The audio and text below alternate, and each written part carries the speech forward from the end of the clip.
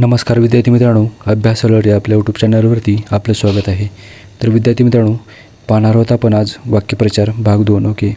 तर विद्यार्थी मित्रांनो, पाठीमागचा व्हिडिओ पाहिला नसेल तर पाहून घ्या. अतिशय महत्त्वाचे वाक्यप्रचार असणार आहेत जे की तुम्हाला परीक्षेमध्ये महत्त्वाचे ठरणार आहेत. ओके.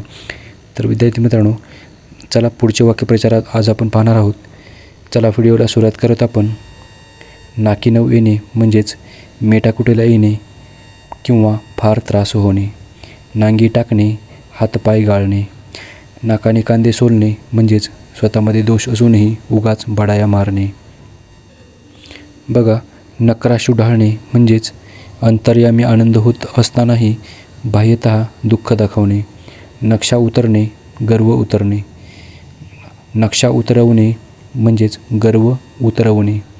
नाकाशी सूत धरणे म्हणजेच आता मरतो की गटकेने मरतो अशी स्थिती निर्माण होणे. पाठीशी घालणे, संरक्षण देणे. पाणी पडणे, वाया जाणे. पाणी मुरणे, कपटाने काहीतरी लपवून ठेवणे किंवा गुप्त कट शिजत असणे. पाणी पाजणे, पराभव करणे. पाणी सोडणे म्हणजेच आशा सोडणे. पदरात घेणे म्हणजेच स्वीकारणे. पदरात घालणे म्हणजेच चूक पटवून देणे किंवा स्वाधीन करणे. पाचवीला पुजणे म्हणजेच त्रासदायक गोष्टींची कायमची सोबत असणे. पाडा वाचणे म्हणजेच सविस्तर हकीकत सांगणे. पादाक्रांत करणे म्हणजेच जिंकणे. पादाक्रांत करणे म्हणजेच जिंकणे. पार पाडणे म्हणजेच पूर्ण करणे. पाण्यात पाहणे म्हणजेच अत्यंत द्वेष करणे. पराचा कावळा करणे म्हणजेच मामूली गोष्टीला भलतेच महत्त्व देणे. पाऊल वाकडे पडणे म्हणजेच वाईट मार्गाने जाणे.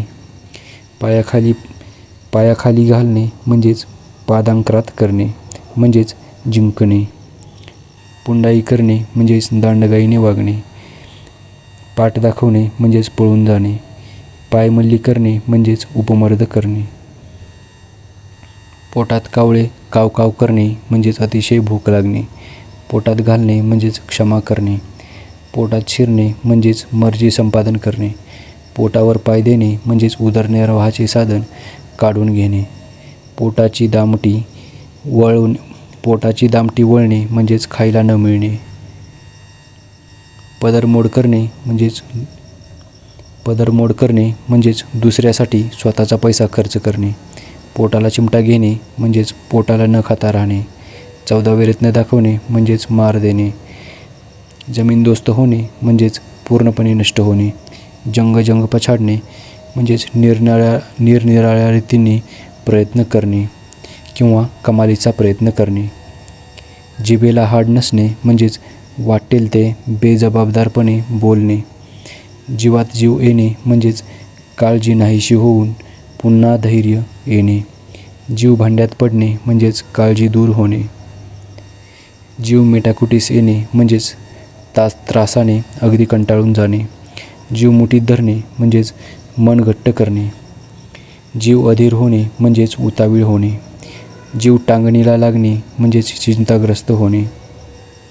जीवावर उदार होणे म्हणजेच प्राण देण्यास तयार होणे.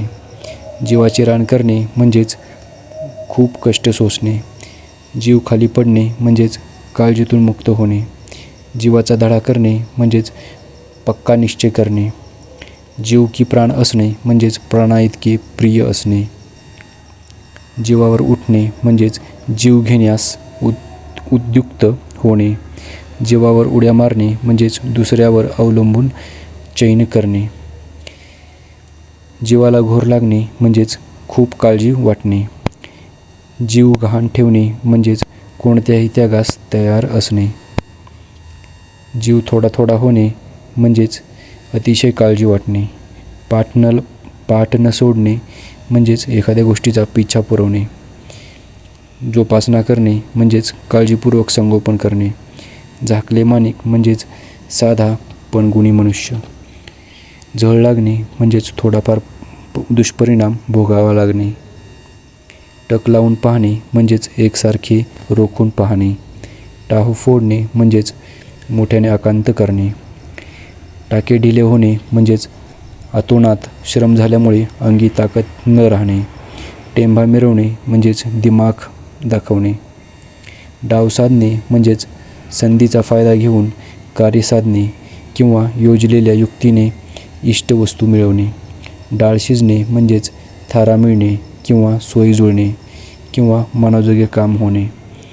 डांगोरा पिटणे म्हणजेच जाहीर वाच्यता करणे. डोक्यावर मिरी वाटणे म्हणजेच वरचढ होणे. डोके खाजविणे म्हणजेच एखाद्या गोष्टीचा विचार करणे. डोक्यावर खापर फोडणे म्हणजेच एखाद्यावर निष्कारण ठपका ठेवणे. डोळ्यांत धूळ फेकणे म्हणजेच फसवणूक करणे. डोळ्यांवर कातडे ओढणे म्हणजेच जाणून बुजून दुर्लक्ष करणे. डोळा चुकवणे म्हणजेच अपराधी भावनेमुळे नजरेला नजर देणे टाळणे. डोळे निवणे म्हणजेच समाधान होणे. डोळ्यांत खुपणे म्हणजेच सहन न होणे. डोळ्यांची पारणे फिटणे म्हणजेच पूर्ण समाधान होणे. डोळे खिळून राहणे म्हणजेच एखाद्या गोष्टीकडे एकसारखे बघत राहणे. डोळे दिपवणे म्हणजेच थक्क करून सोडणे. डोळ्यांत प्राण आणणे म्हणजेच एखाद्या गोष्टीसाठी अतिशय आतुर होणे. डोळे फाडून पाहणे म्हणजेच तीक्ष्ण नजरेने पाहणे किंवा आश्चर्यचकित होऊन पाहणे. डोळ्यात तेल घालून राहणे म्हणजेच अतिशय जागृत राहणे. डोळे भरून पाहणे म्हणजेच समाधान होईपर्यंत पाहणे. तडीस नेणे म्हणजेच पूर्ण करणे. ताळ्यावर आणणे म्हणजेच योग्य समज देणे. तळपायाची आग मस्तकात जाणे म्हणजेच अतिशय संताप होणे. तारंबळ उडणे म्हणजेच अतिशय घाई होणे. तिलांजली देणे म्हणजेच सोडणे किंवा त्याग करणे. तोंड काळे करणे म्हणजेच दृष्टी आड होणे किंवा नाहीसे होणे. तोंडाला पाणी पुसणे म्हणजेच फसवणे. तळहातावर शिर घेणे म्हणजेच जीवावर उदार होणे. तोंडचे पाणी पळणे म्हणजेच अतिशय घाबरणे किंवा भयभीत होणे. लालसा उत्पन्न होणे म्हणजेच तोंडाला पाणी सुटणे. त्राटिका म्हणजेच कजाग बायको. तोंडात बोट घालणे म्हणजेच आश्चर्यचकित होणे. तोंड टाकणे म्हणजेच अद्वा बोलणे. तोंड टाकणे म्हणजेच अद्वा बोलणे.